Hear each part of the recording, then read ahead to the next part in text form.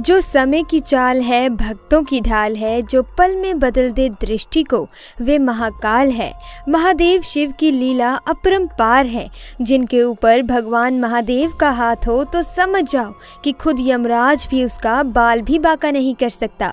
इसीलिए महादेव के भक्त कमेंट बॉक्स में सच्चे मन और श्रद्धा से हर हर महादेव जरूर लिखें, ताकि भगवान शिव की कृपा आप पर और आपके परिवार पर हमेशा बनी रहे। आज हम आपको महादेव की लीला से जुड़ी ऐसी ही एक सच्ची घटना दिखाने वाले हैं, जिसे देख नास्तिक का भी महादेव के प्रति श्रद्धा और भावना दोनों ही बढ़ जाएंगी और कोई इसे देख महादेव शिव की भक्ति में खो जाएगा।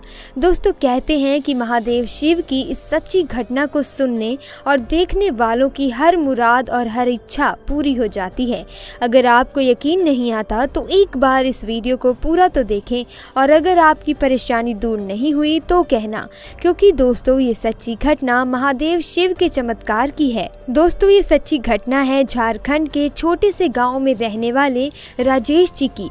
उनके परिवार में उनकी पत्नी और उनका एक छोटा बेटा है।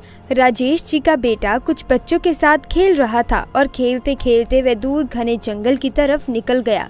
दोस्तों, जिस जंगल में वो बच्चे जा पहुंचे थे वहां गांव के लोग जाने से डरते थे, क्योंकि उस जंगल में कई खतरनाक जंगली जानवर, जहरीले सांप और कीड़े मकोड़ों का खतरा रहता था। परंतु बच्चों को इन सब के बारे में क्या पता, वे तो खेलते खेलते उस घने जंगल में जा पहुंचे। राजेश का बेटा उस जंगल में पहुंच खेल खेल में एक पेड़ पर चढ़ जाता है, परंतु कुछ ही दूर में उसके चीखने की आवाज सुनाई देती है और वे पेड़ के नीचे से गिर जाता है। जब अन्य साथी उसकी मदद के लिए आगे आए तो उन बच्चों ने देखा कि उस पेड़ पर पहले से ही एक भयंकर और जहरीला सांप बैठा था, जिसने राजेश के बेटे को डस लिया था। सभी बच्चों ने मिलकर राजेश के बेटे को उठाया और वापस गांव की तरफ भाग गए। गांव में पहुंचते ही अपने बच्चे को देखकर राजेश की पत्नी जोर जोर से रोने लगी, क्योंकि उनका इकलौता बेटा था। बच्चे का पूरा शरीर सांप के काटने से नीला पड़ चुका था। उसे देखकर ये साफ पता चल रहा था कि वे बच नहीं पाएगा।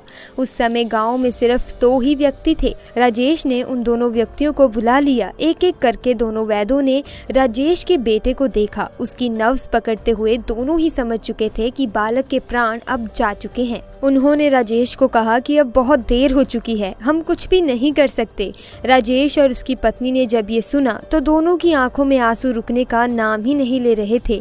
लेकिन अब भी राजेश को महादेव पर पूरा विश्वास था। उन्होंने अपने बेटे को हाथ में लिया और शिव मंदिर की तरफ दौड़ पड़े।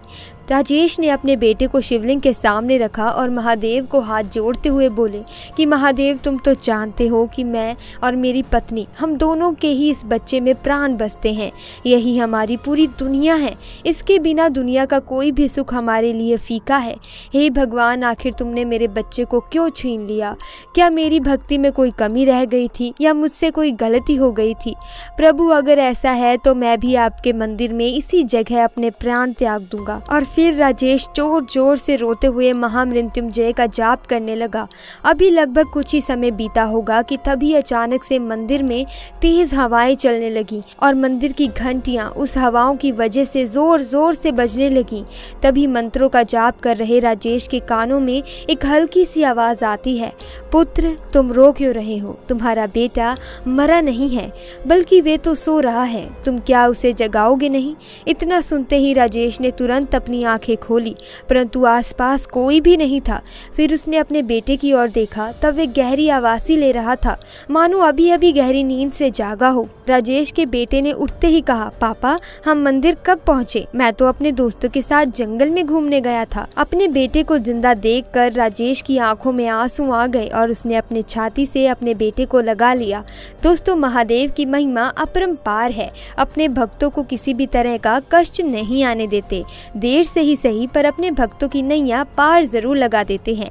दोस्तों, अगर वीडियो अच्छी लगी, वीडियो को लाइक कीजिएगा, चैनल को सब्सक्राइब कीजिएगा। मिलते हैं अगली वीडियो में। आपका बहुत बहुत धन्यवाद।